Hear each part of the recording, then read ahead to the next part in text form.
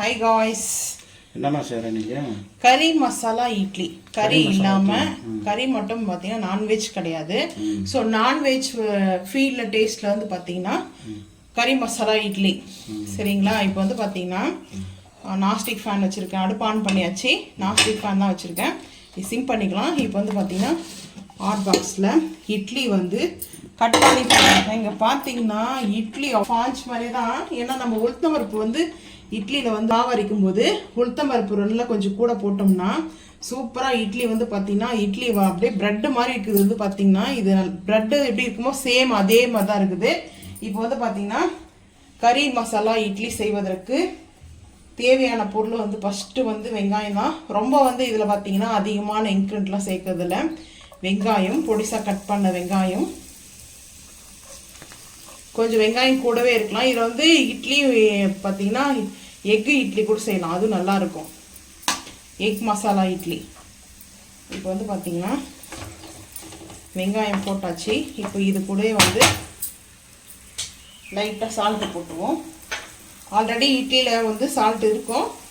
So இருந்தாலையும் சும்மா ஒரு 1/4 டீஸ்பூன்லாம் போடல, ஒரு பிஞ்ச் அளவுக்கு நான் வந்து போட்டிருக்கேன்.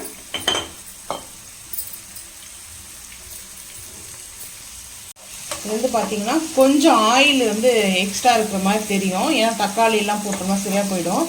இது வந்து நல்லா கரம் மசாலான்னு சொல்லலாம். அதுக்கப்புறம் வந்து பார்த்தீங்கன்னா இஞ்சி பூண்டு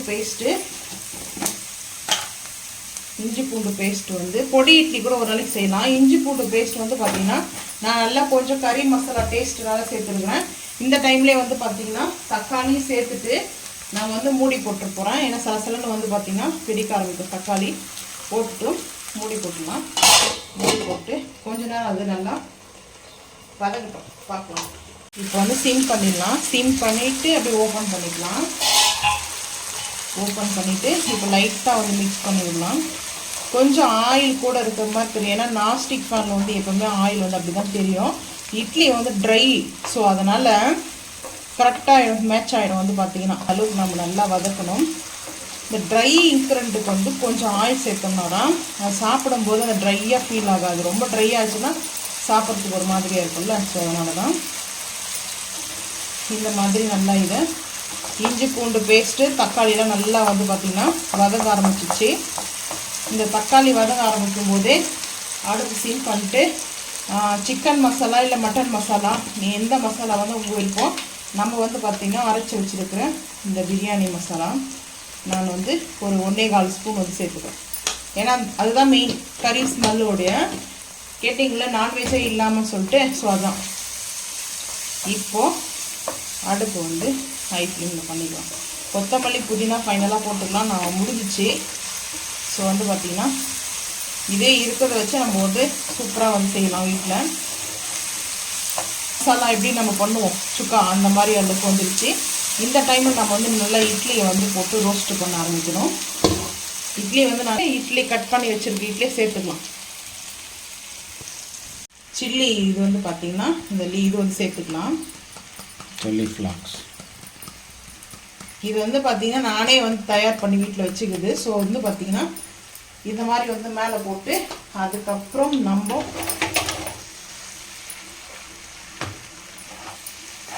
மிக்ஸ் பண்ணிக்கலாம். இப்போ இந்த ஆயிலெல்லாம் வந்து கரெக்டாக அது அப்செட் ஆகிடும். ஏன்னா ப்ரெட்டு எப்படி கட் பண்ணுவோம், ஸோ அந்த மாதிரி இருக்குது. எனக்கு வந்து பார்க்குறதுக்கு ப்ரெட் மாதிரி தான் இருக்குது. இட்லி செய்யலாம். இவ்வளோ நாளைக்கு வந்து செஞ்சு காமிக்கிறேன் பாருங்கள். வந்து சாப்பிடலாம். ரெஸ்டாரண்ட்டில் போயிட்டு உருளைக்காய்ங்க மாதிரி இருக்குது பார்க்குறதுக்கு. பாயில் பண்ணி போட்டோம்னா நம்ம எப்படி ரோஸ்ட் பண்ணுவோம் இல்லையா, பொட்டேட்டோ ரோஸ்ட்டு. ஸோ வந்து பார்த்திங்கன்னா நல்லா வந்து குக்கரில் ஒரு விசில் வச்சுட்டு அதுக்கப்புறம் ரோஸ்ட் பண்ணுவோம்.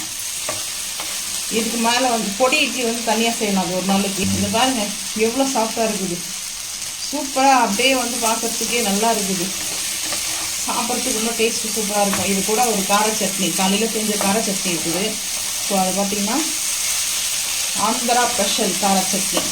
ஸோ என்னென்னா ஃபைனலாக நான் வந்து என்ன பண்ண போகிறேன்னா லைட்டாக உங்களுக்கு வேணாம்னா நீங்கள் ஸ்கிப் பண்ணிடுங்க. லைட்டாக இது மேலே நெய் போடும்போது வேறு லெவலில் இருக்கும் அது ஸ்மெல்லோட. ஆயில் வேறு நீங்கள் போட்டிருக்கீங்க, அதுக்கு மேலே நெய் வேறுனா நெய் சாப்பிட்றது உடம்புக்கு நல்லது. அதுவும் ஒரு லிமிட்டோட தான், ஹெவியாலாம் இல்லை. இப்போ வந்து பார்த்தீங்கன்னா லைட்டாக வந்து பெப்பர் போட்டோம்னா அவ்வளோதான். இப்போ நம்மளுக்கு வந்து ரெடி ஆயிடுச்சு. இது வந்து பேச்சுலருக்குலாம் வந்து கூட ரொம்ப ஈஸி தான். அந்த இட்லி வந்து பார்த்தீங்கன்னா கறி மசாலா இட்லி. லைட்டாக பெப்பர் போட்டாச்சு. ஸோ இப்போ ஆயில் க்ளீன் பண்ணிவிட்டு அந்த நெய்யோட ஸ்மெல்லும் சால்ட் எல்லாம் கரெக்டாக இருக்குது. இது மேலே கொரியண்டர் லீஃப் வந்து போட்டு ஃபைனலாக வந்து சேவ் பண்ண ஆரம்பிச்சிடலாம். கொரியண்டர் லீஃப் வந்து முடிஞ்சிச்சு.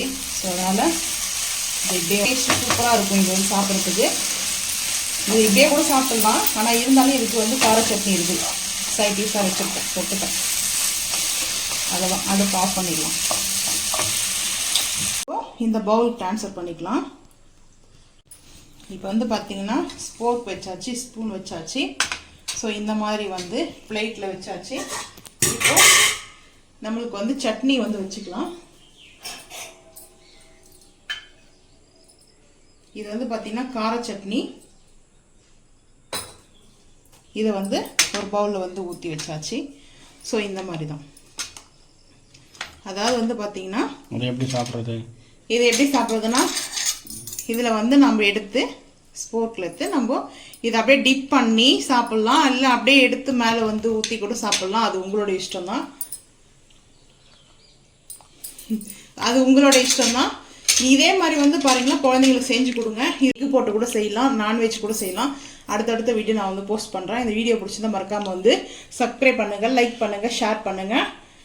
மறக்காமல் வந்து கமெண்ட் பண்ணுங்கள் இந்த வீடியோ பிடிச்சிருந்தா. தேங்க்யூ.